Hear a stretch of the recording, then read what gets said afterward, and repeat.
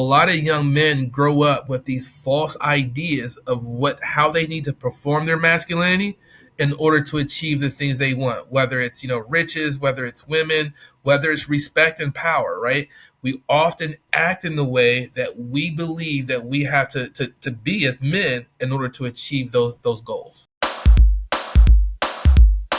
Welcome to the Fathering Strong podcast, where we connect, engage, and empower fathers to be the best dads they can be for their families and communities. And now, your hosts are Bruce Stapleton and Pastor Eli Williams.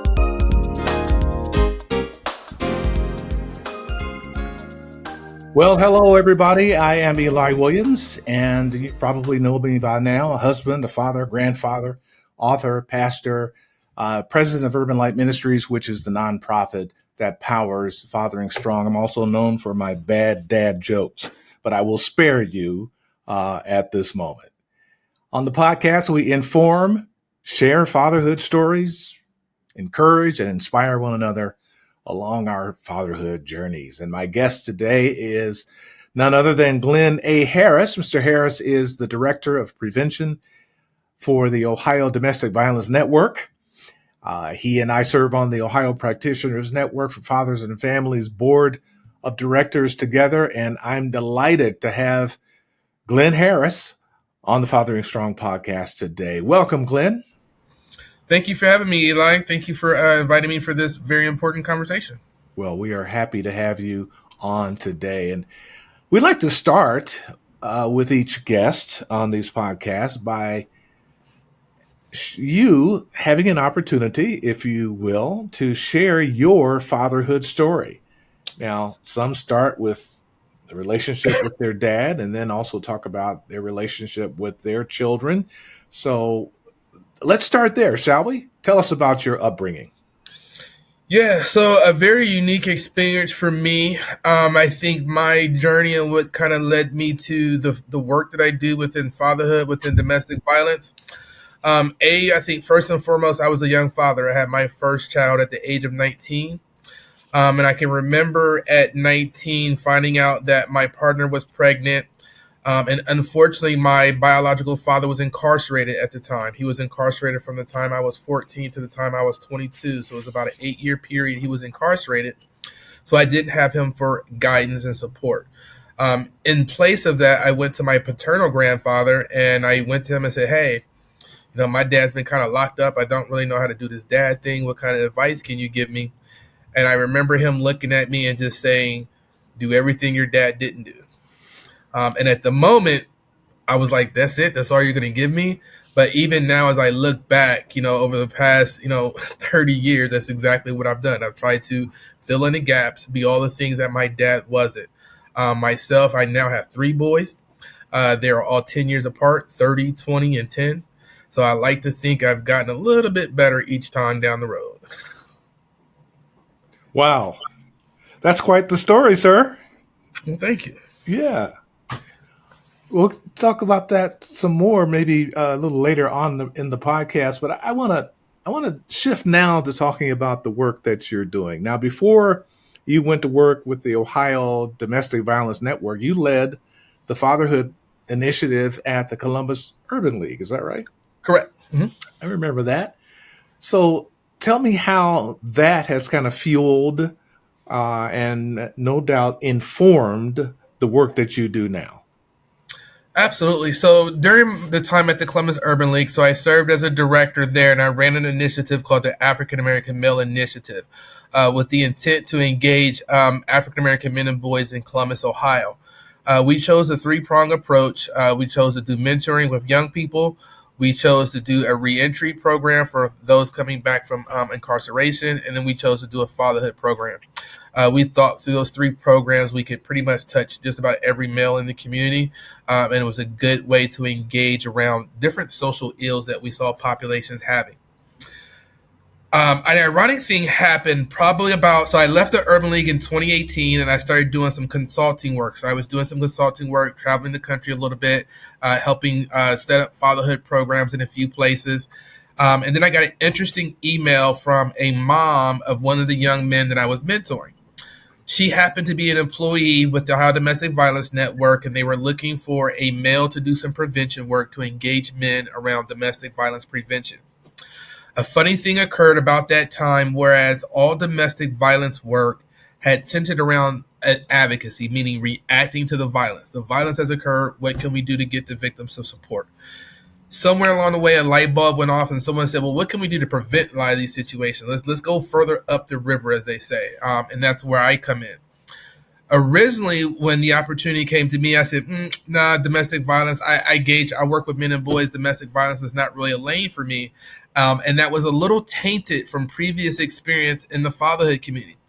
When I was in fatherhood, we often engaged the domestic violence community, and the education that typically came back was very, for lack of better phrasing, scolding. It was like, "You bad men, you bad guys" type of deal. And every guy in the room would kind of put like, "No, not me. It's not me," right?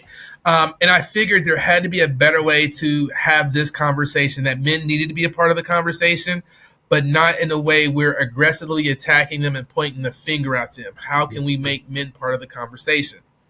So I started doing some research, and I came across a gentleman by the name of Tony Porter. He runs an organization called A Call to Men out of New York, and they're a national organization, and they do domestic violence prevention work. They've got a huge contract with the NFL and I think some NBA teams and things like that, working with high risk populations that where we're seeing a lot of this violence occurs. And what I immediately leaped to was his message and education around, we get that there's only 10% of the male population that's out here doing this violence. However, 90% of the population is creating a culture and normalizing the violence that this other 10% is doing. How can this 90% recognize that, be cognizant of that, change some of the language, change some of the dominant stories that we've created in our cultures and societies, so that we can decrease that 10% number and really start to change what masculinity looks like, what healthy relationships look like in our communities. Oh, that's so good. So good. So you created a lane for yourself. Essentially, yeah. Essentially, so to speak, yes. Yeah, you're a trailblazer. And that makes a lot of sense. Now, this is October, and October is Domestic Violence Awareness Month.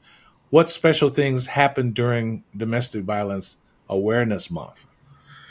Most importantly is awareness, making sure that not just our elected officials, but just, our everyday citizens are aware of the magnitude and severity of the domestic violence situation in our communities. Unfortunately, violence has been really, really normalized. Unfortunately, there's a lot of young people who don't grow up in homes or communities where they have healthy, vibrant relationships, as an example. We want to magnify, what healthy relationships are. We want to magnify the resources that are out there for those who do find themselves in their situations, and making sure that we have elected officials and politicians that will put laws, legislation, and policies in place that will make our homes and communities that much more safer. Very good. We're going to take our first break, and when we come back, I want to ask you about some things that fathers specifically can do in their homes as they're raising their children and as they are out and about in the community, what they can do to sort of go upstream and help prevent domestic violence when it comes to their own children and other children who are the peers of their children, and anything else you want to say when it comes to going upstream to prevent domestic violence. This is the Fathering Strong podcast. I'm Eli Williams. My guest is Glenn Harris, and we'll continue our conversation right after this. We dads and father figures need each other. We need a safe, non-judgmental place to share our stories, challenges, heartaches, and joys. Fathering Strong is just such a place. A new online community of connected, engaged, and empowered fathers. Learn more at www.fatheringstrong.com. Thank you for joining us for this installment of the Fathering Strong podcast. My guest today is Mr. Glenn Harris.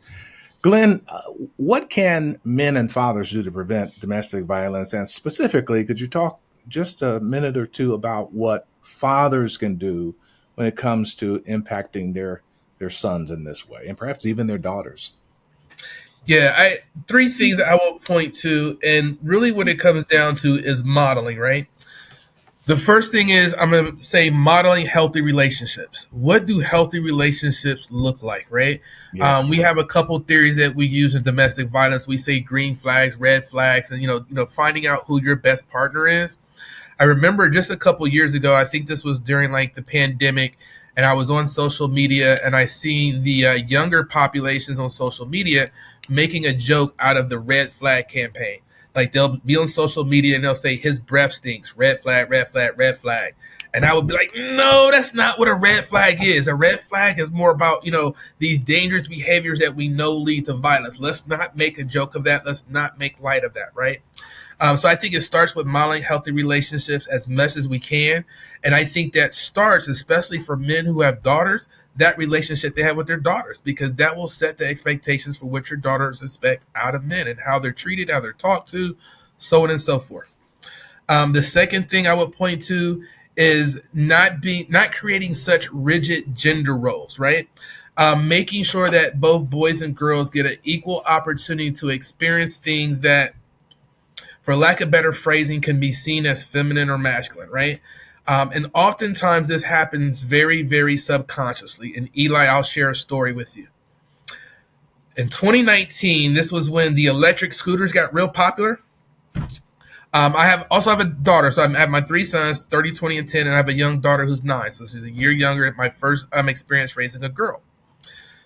2019, I bought both of my youngest scooters, right? The first thing I did was I bought the boy blue and I bought the girl red one. So already kind of setting those gender expectations. Boys are blue, girls red, pink, that type of deal. So as they're riding their scooters, my son gets on his, take off. He has no problem. My daughter kind of gets on. She struggles a little bit. So I kind of give her a quick lesson. Then she gets on again and she immediately falls and cuts her leg really bad. I run over and, oh, baby, you okay? Can daddy kiss it? Can I make you feel better?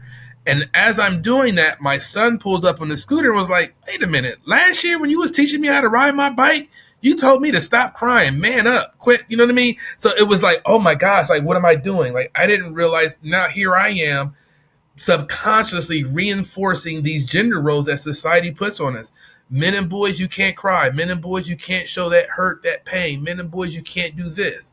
Yet giving that permission to my daughter, right? And then, giving her the nurturing that she needed in that moment and not giving it to my son. Those are different ways that we as men, as fathers, set very rigid gender roles. My son deserved that nurturing just as much as my daughter did, right? The third thing I will mention is promoting equality. And that's gender, that's race, that's economic standing. It's across the board. And I think as fathers, as men, we have a very, very unique way of teaching that. Earlier, I mentioned my grandfather who stepped in and played a paternal role for my father. I have a very, very distinct, vivid memory, and I was probably about 13, 14 years old. My grandfather was really big, huge on education. So he would make it a habit to, whenever I was in the car with him, to drive past Ohio State University and kind of point to it so that I knew that was my destination. I was expected to go to college. I remember one day we were driving through campus and I happened to glance out the window and there was a homeless guy reaching in a trash can. He pulls out a cup and starts drinking the whatever liquid was in the cup. And I go, ew, granddad, you see that bum over there? He's drinking that cup out the trash can. And my grandfather immediately scolds me, says, don't do that. We drive around the block, come back to that point. My grandfather parks the car. We get out the car and strike up a conversation with this man. Come to find out, they were both military veterans, shared a very interesting story. My grandfather took us both out for lunch. But what he taught me that day is you don't look down on anybody. Everybody has a purpose. And I remember like literally sitting back, watching this conversation that my grandfather was having with this person and taking from that my grandfather was actually getting something from this conversation. He was actually learning something, right? And I remember leaving him saying, there's something you can learn from everybody on this planet, and there's something that person can teach you as well, right? So that to me, like, I don't look down on people. And that was a lesson I learned at 13, 14 years old from my grandfather. And those are the type of roles that we as men, we as fathers can play for our children. That is so good. So good. Now, last week, I think it was last week or maybe 2 weeks ago at the Ohio Fatherhood Summit, Mm-hmm. I sat in on a presentation that you co-led, and your presentation turned to going upstream, things that men can do to impact the culture in order to prevent domestic violence. In other words, it's kind of too late. I mean, we should do it, but when we suspect someone's being mistreated, if we get a hint, or maybe we even know that someone's being mistreated, turning them in and all that's good. But what can we do way ahead of that to prevent that from happening in the first place? And you gave a great example. You guys talked about ways in which things that men can say and do, say in the locker room, when the conversation turns in a way that's not healthy, how to intervene at that point. You want to talk a little about that? Yeah, absolutely. So what you're talking about, we call bystander intervention. And what we talk about is that violence happens in a pyramid. So, for example, the CDC did a survey, and I think it was either 20 or 21, and they were looking at all the mass shootings we've had across the country, right? If you look at all those mass shootings, 68% of them have had some documented history of domestic violence. So we know domestic violence is a precursor to, mass violence. Before those things happen, nobody wakes up, one day and says, hey, I'm going to go shoot up a school today, right? That type of behavior builds and festers over time. There are small hints to those types of attitudes, beliefs, and behaviors, and they typically come out in the form of jokes. They come out in little, sly sayings that things do. And anytime we can interrupt those types of sayings, it's going to be very helpful and beneficial to the greater society and greater community. So let me give you an example. You've got that one man, say he just went through a terrible breakup with his partner, and he's with the guys, and the first thing he does is start bad mouthing women. All women are this, all women are that, right? It's going to take a man to step up. Like, look, you had one bad experience. That doesn't paint a picture for all women, whatsoever. It's habitually, right? It's also those opportunities where someone says, maybe it's a gay joke, maybe it's a joke about, like I mentioned, the homeless person before, right? It's those jokes, those situations where someone is clearly belittling someone or putting someone beneath them, right? And the minute you create that hierarchy, it's easier to cause violence to someone that or something you see as beneath you or below you, right? So if you grow up in the philosophy, ideology that women are less than, it's going to be easier to abuse women. If you come up with a philosophy that, if someone is gay or part of the LGBTQ plus community, they're less than, it's going to be easier to be violent towards them because you don't see them as equal, you see them as less than. Another thing that we talk about, Eli, is what we call changing dominant stories. There are many dominant stories out there that put men into what we call the man box, right? And in the society, it says, you got to have this, this, and this in order to achieve these goals.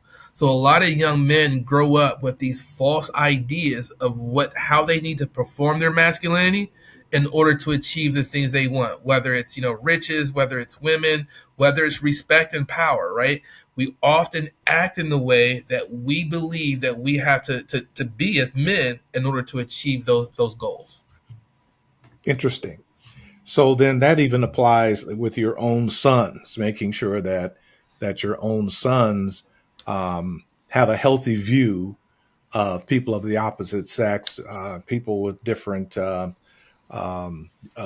gender, ID, or whatever the case might be. It's good to catch unhealthy behavior early to correct them so that they don't start to dehumanize people, which makes them more likely to themselves abuse someone. You know what, Eli? It was a little over a year ago. My middle son, he painted the perfect picture for me, right? And he's a huge Marvel fan. If you're familiar with the superhero comic series, Oh yeah. right? So he and I often go watch the films, and we talked about how society culture lifts up this certain image of masculinity. So let's think, if we think of the Marvel series, think Incredible Hulk, right? That strong, that macho guy. You got to be able to solve all your power, and it's okay to be angry Yeah. and frustrated to solve your problems, right? That's the typical image, right? And then the opposite of that is Bruce Banner. Well, they build Bruce Banner up as one of the smartest guys in the universe, right? But he's not celebrated for that. He's celebrated for being the Hulk. And that's kind of how we are in culture and society. We'll celebrate the masculine, the real, strong features, but we won't celebrate the The scholar. nerd. The Yeah, nerd. right? The nerd, the scholar, right? Yeah. And my son said to me, you know what? It never dawned on me, but in the last Marvel movie, I think it was called Endgame, they combined those two characters. Incredible Hulk and Bruce Banner became one. He had all the power and strength of the Incredible Hulk, yet he had all the intellect and emotions of Bruce Banner. And my son looked at me and said, you know what? That's masculinity. Good for him. Was like, Yeah. You're absolutely correct. Yeah.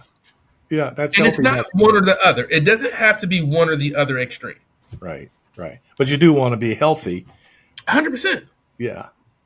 Wow. This is really fascinating. We're going to take our final break. And when we come back, I want to turn to the question of whether or not males can be victims of domestic violence and how frequently does that happen. My guest today is Glenn Harris. He is the director of the Ohio Domestic Violence Network. And we are going to continue our conversation after we take this time out. Do you know a new father who could benefit from a basic introduction to healthy fathering principles? POPS 101, a free online course consisting of 4 one-hour sessions in English or Spanish, could be perfect for him. POPS 101 lays out practical steps toward becoming the protector, order keeper, provider, and stabilizer his child needs. Learn more at urbanlight.org. Welcome back. Eli Williams here, and my guest is Glenn Harris, and we're talking domestic violence, particularly from the standpoint of fathers and males. And Glenn, I wanted to ask you about, we often think about men as being the perpetrators and women being the victims of domestic violence. But is the shoe sometimes on the other foot? Absolutely. Obviously, the numbers aren't the same. It is greatly proportionate that, men are typically the perpetrator. However, we are seeing more and more male victimization. I think one of the things that really kind of shined a light on that was the Johnny Depp court case that we saw just maybe a year or two ago. It shined a light that oftentimes domestic violence is happening both ways, right? There was a high-profile case just recently in the last month or so with an OSU athlete who now plays for the Browns. Last year, he was the victim. This year, there's a new situation. He's the perpetrator. Another thing I really want to mention is that oftentimes what people need or don't understand is that domestic violence, and typically violence as a whole, stems from issues of power and control, and is often at the basis of it, right? We talked earlier about the man box. Men are kind of socialized in a way that we're always supposed to have some sort of control. We're always supposed to have some sort of power. Then we find ourselves in this situation. We have this child out of wedlock, and we find out we're powerless. And oftentimes that dynamic alone creates some very, let's just say, murky water for men to traverse, right? We're not used to being in a situation where we're completely powerless. And those dynamics of power and control are often imbalanced or shifted in those non-custodial situations. And it's not domestic violence the way we typically see it. Because when we think domestic violence, it's typically, the physical. Yeah. Oftentimes when we as men are victims, it looks very different. It's not physical. It's the psychological. It's the, using the kids as, some sort of pawn or tool to manipulate, different things like that. So yes, it occurs, not at the numbers that it occurs the opposite way. And then also, Eli, another level I'll add to that is a lot of what we see with masculinity and unhealthy masculinity is the violence that men put on one another. You know what I mean? Like, we start to be violent against each other. For a short time, Eli, before the fatherhood work, I worked with the sex offender population here in Columbus.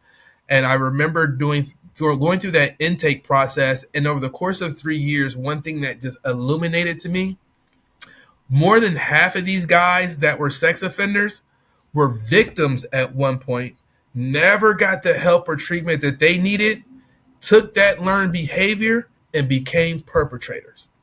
So if we want this cycle to stop, we have to go back and look at young men who have the trauma and have been victimized, whether it be sexually or violence, whatever it may be. Get them the help assistance they need and stop ignoring or turning a blind eye to that issue, so that we don't see that learned behavior continue and them to grow and become perpetrators. Yeah. And then there are those cases where the father has basically abused his own children, including his sons, you know what I mean, being emotionally and psychologically abusive to their children. How much does that feed into that child then becoming more likely to be an abuser? Oh, absolutely. It's all learned behavior. It's very, very important we as men understand the value of being the role model that our children need, right? And that goes to relationship too. They're watching not just how we treat them, but they're watching how we treat mom.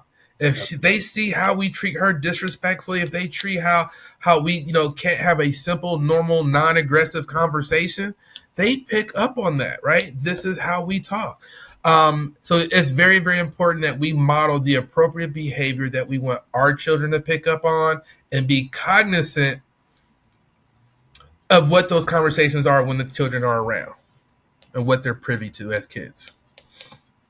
And there are a number of ways in which this is talked about. You hear the term family violence, domestic abuse, and then there's intimate partner violence. Okay, but those are all basically the same thing?